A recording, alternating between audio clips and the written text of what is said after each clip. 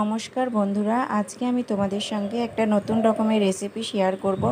তো তার জন্য দেখো নিয়ে নিয়েছি পেঁয়াজ, আদা, রসুন আর শুকনো লঙ্কা। তো প্রথমে আমি এই সবগুলোকে শিলের মধ্যে দিয়ে ভালোভাবে বেটে নেব।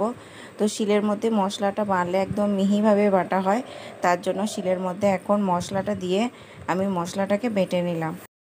এদিকে আমি কড়াইয়ের মধ্যে তেল দিয়ে দিয়েছি। এখন আমি আলুটাকে সেনে নেব। তো এই আলুটা কিন্তু ভাতে সিদ্ধ করা বা প্রেসার কুকারে সিদ্ধ করা আলু নয়। এই আলুটাকে আমাদের বাড়িতে ধান সিদ্ধ হয়েছিল, তখন ধানের ভিতরে আমি ধান সিদ্ধ করার সময় ধানের ভিতরে আলুগুলোকে দিয়েছিলাম। তো সেই আলুগুলোর খোসা ছাড়িয়ে নিয়েছি এখন আমি।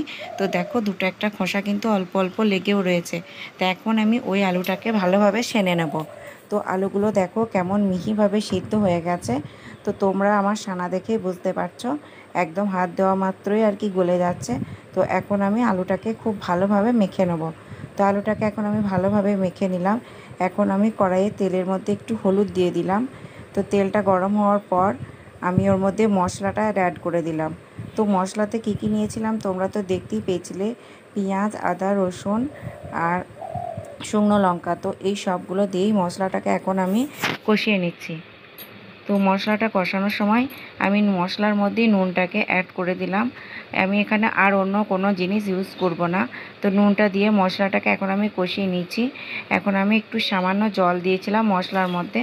তো তারপর আমি সিদ্ধ করে রাখা আলুটাকে ওর মশলার মধ্যে দিয়ে এখন আমি মশলা শুদ্ধ আলুটাকে ভেজে নেব।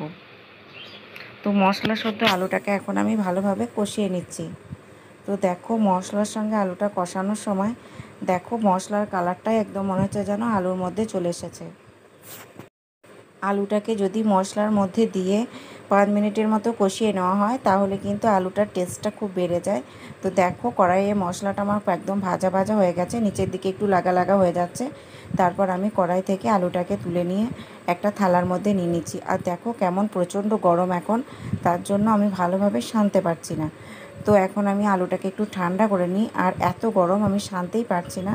তো তার জন্য দেখো একবার করে হাত দিচ্ছি আর হাতটা তুলে নিচ্ছি। এখন আমি আলুটাকে ভালোভাবে সেনে নিচ্ছি। তো আলুটাকে ভালোভাবে সেনে নিতে হবে যাতে কোনো শক্ত দানা না থাকে, একদম মিহিভাবে আলুটাকে সেনে নিলাম। তারপর আমি আলুগুলোকে ডাব ডাব করে নিচ্ছি। তো আমাদের বাড়িতে যেহেতু 5 জন রয়েছি, তাই আলুটাকে আর কি ডাব ডাব করে 5 জনের মতো করে নিচ্ছি। আর হ্যাঁ বন্ধুরা, এই আলুটাকে আমরা বলি মশলা আলু মাখা। তো এই আলু মাখা দিয়ে ভাত, মুড়ি সব কিছুই খেতে ভালো লাগে। তো ভাতের থেকে মুড়িতেই একদম বেশি ভালো লাগে। তো মনে হয় একদম চপের আলু মাখানো হয়েছে। তো আমার এই রেসিপিটা তোমাদের কেমন লাগলো অবশ্যই কমেন্ট করে জানিও।